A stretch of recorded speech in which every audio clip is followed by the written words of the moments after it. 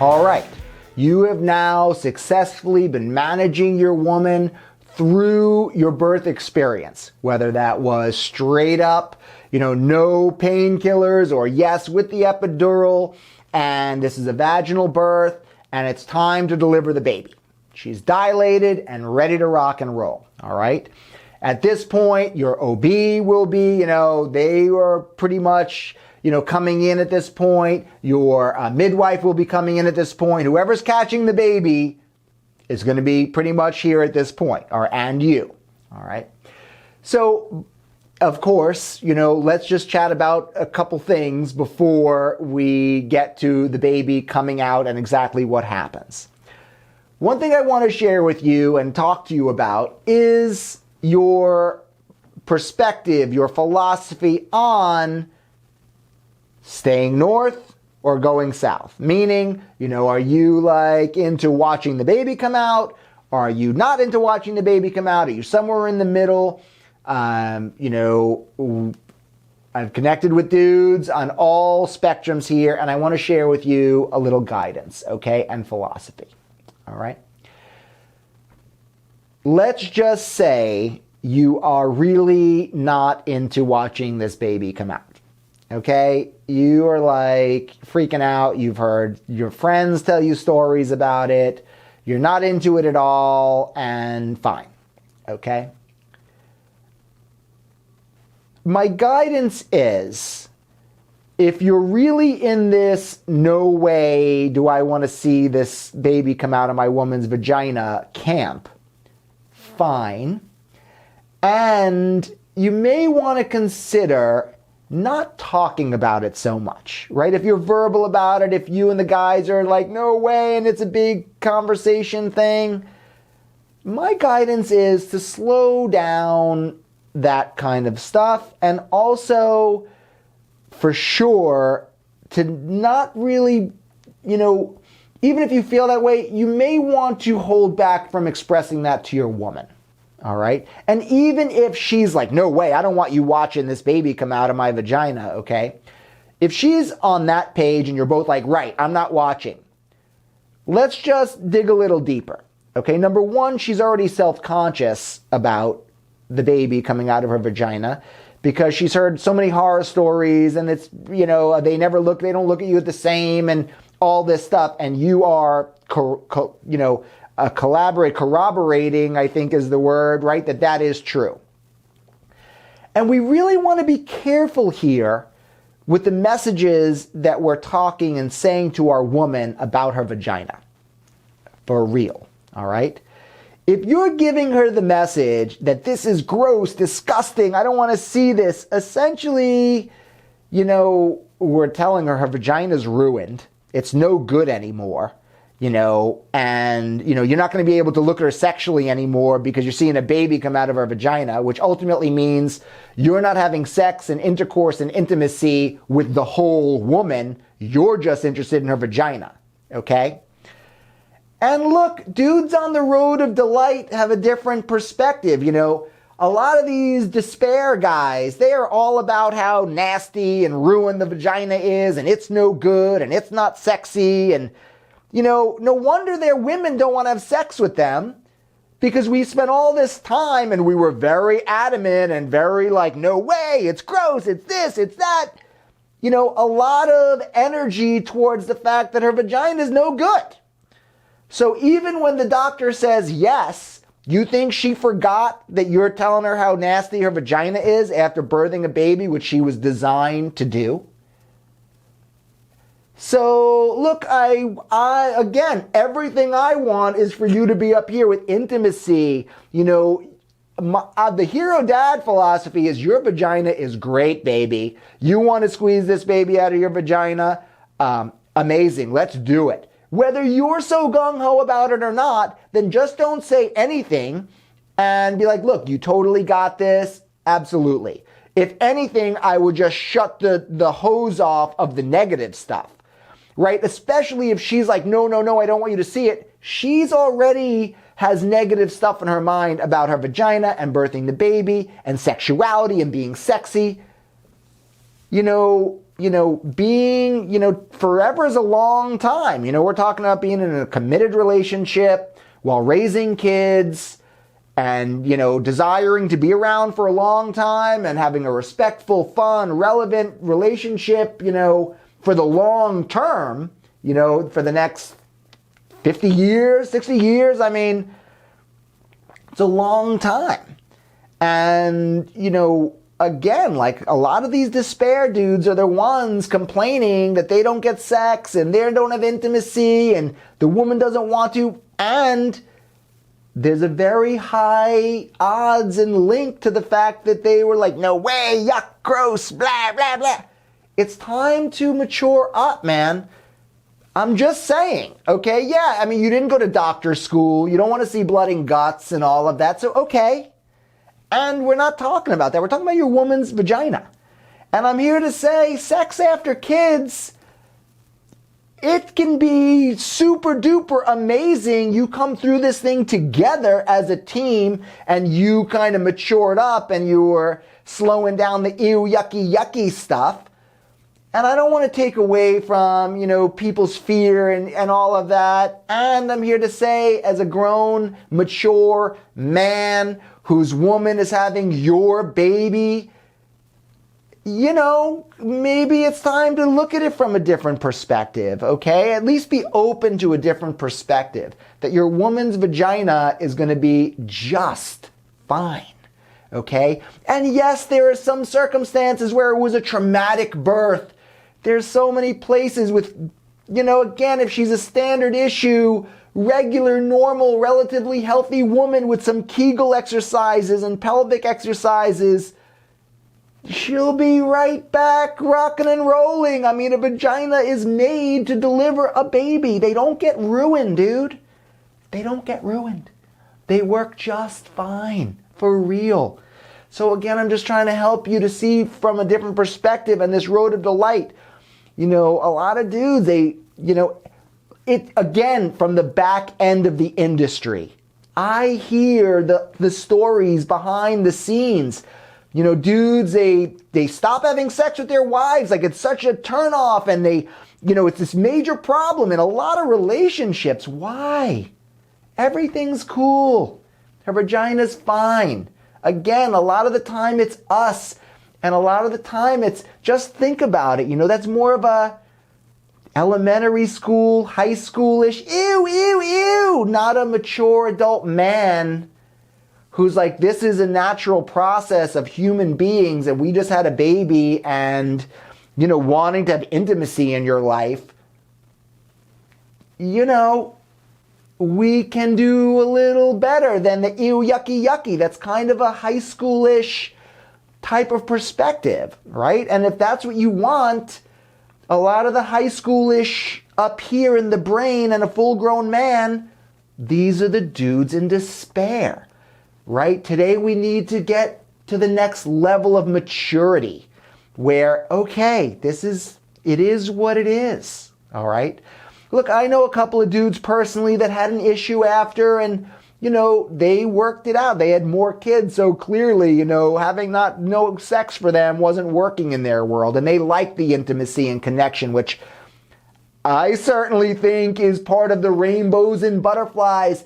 If you're not having intimacy and fun and connecting and growing sexually with your woman, that's road of delight stuff. That's mature man and woman stuff, okay? That's the rainbows and butterflies. Otherwise, it's all work, right? Management, 85% management. None of the grown adult, fun, intimate stuff right there at home, right? Again, that's why people are in despair, all right? I'm here to share with you to try to, help from another perspective that they remember. So even if you're like, yucky, no, maybe let's not talk about it so much, all right? And be more positive. You can do this. You're amazing. Your body's amazing. It works. Your vagina's going to be great. Hero dads on the road of delight. We have a nice relationship with our woman's vagina, right? It's our friend. It's nice. It's beautiful. It's perfect, it works, it's designed to have a baby, we love it. And then it loves you, you know, we gotta give love to get love, all right? I hope I'm helping you out here. Because that's the real deal. And again, like so much of this emotional stuff, a lot of issues, you know, it could either, this is gonna bring you guys closer together, or it's going to be down on these lower roads, okay? We wanna go on the road of delight, all right? So now that we spent plenty of time talking about your relationship with your woman's vagina, okay? And I'm hoping I shed some light and maybe kind of got some gears going, maybe a little bit different than you were before. Maybe you're totally on the path, okay? Okay, so you're in the room. And I'm also here to share with you, regardless, if you're in the room, unless you're hiding in a corner, chances are you're going to see it anyway, right? So just kind of getting your head right, being grounded, it's going to set you up. It's going to increase your odds for a better transition, right? We're transitioning to a new world for you, new normal for you, new relationship for you. So if you're in the room, chances are you're going to see it, all right?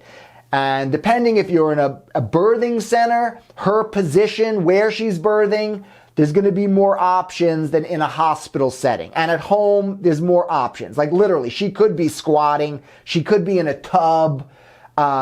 She, you know, could be on her hands and knees. In the hospital, she's usually going to be on her back, okay?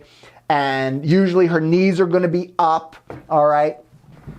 And in a hospital setting, right, usually a nurse will have one leg.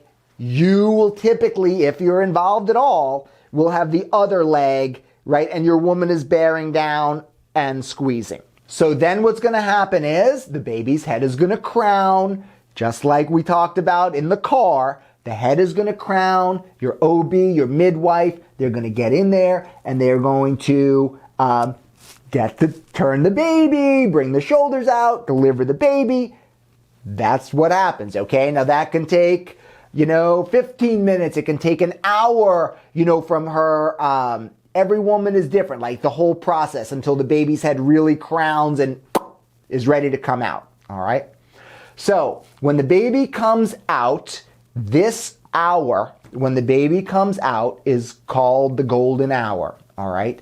And it's super important. Remember, your baby, this little being, is not consciously aware it is separated from the mother. It doesn't know. It fully does not know, for real. There's no consciousness there. It believes it's attached to the mother, all right? So the sooner the baby can be attached to the mother, on her chest, on her breast, okay? If there's a problem, if there's some complication, then your chest, like it being skin to skin, is super important, okay?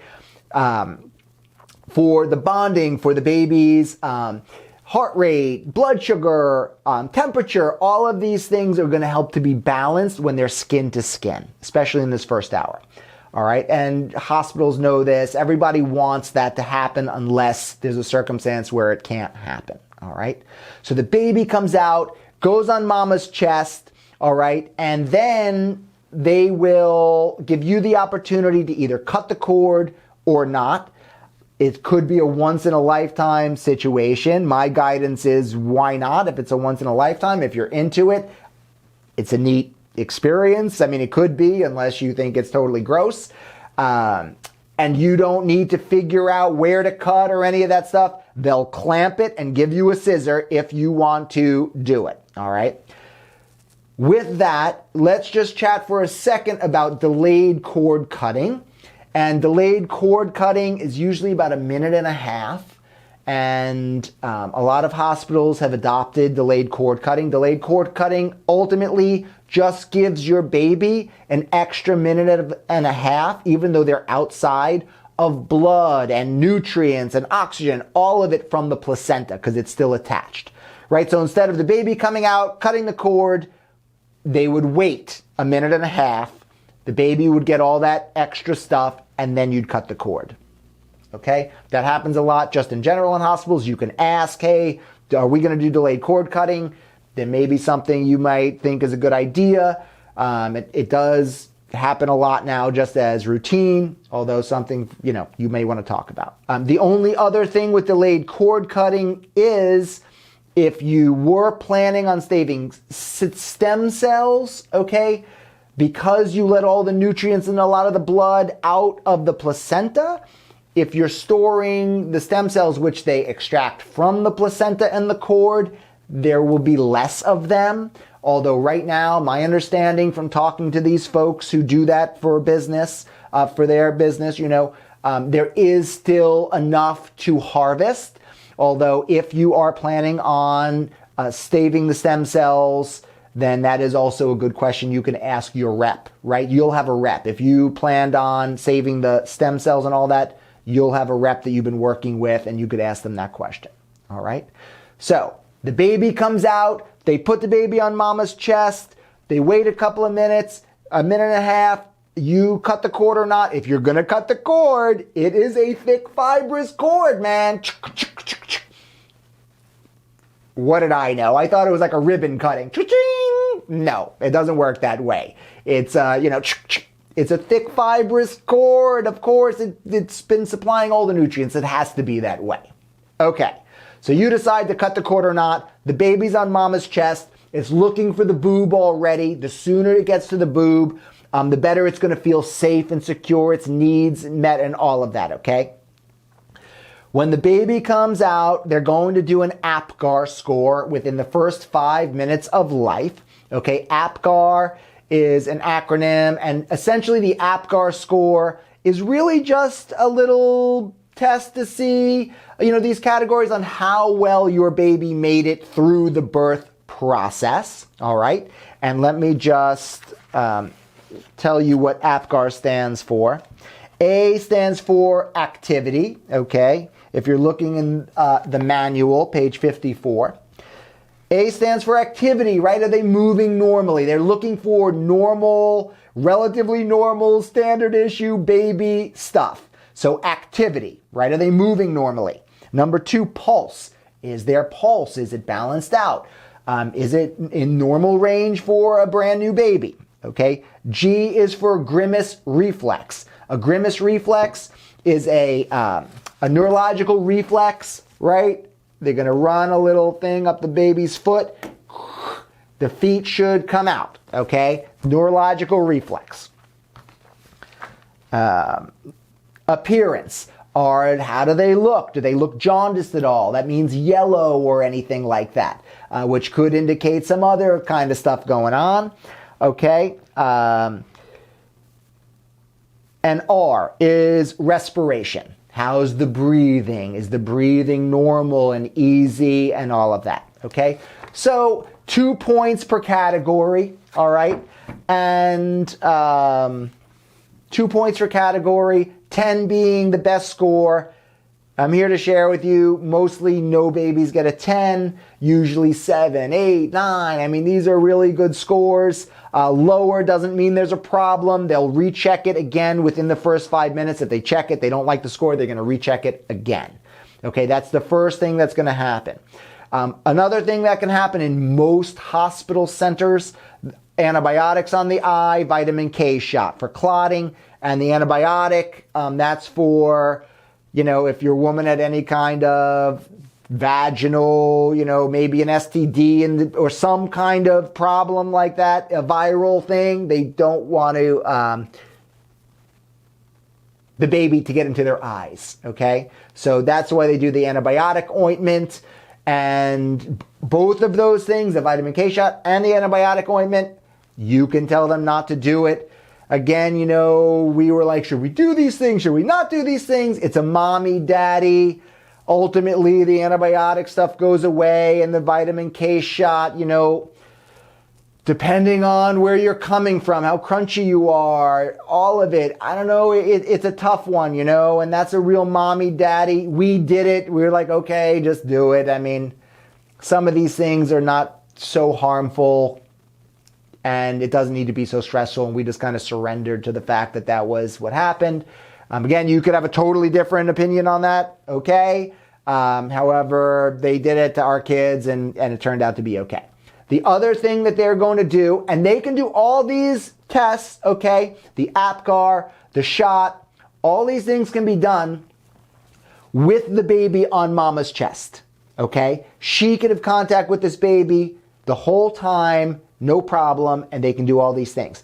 Another thing that they're going to do is they're going to prick the bottom of your baby's foot, and they're going to take like an index card thing, and they're going to put a couple of blood spots on there. That is this PKU test to see if there's any kind of, genetic problems, different kinds of things. They're going to check for the blood. And this is another reason why, most hospitals and birth centers, people in the birthing world, we would all love if you had a pediatrician already picked out.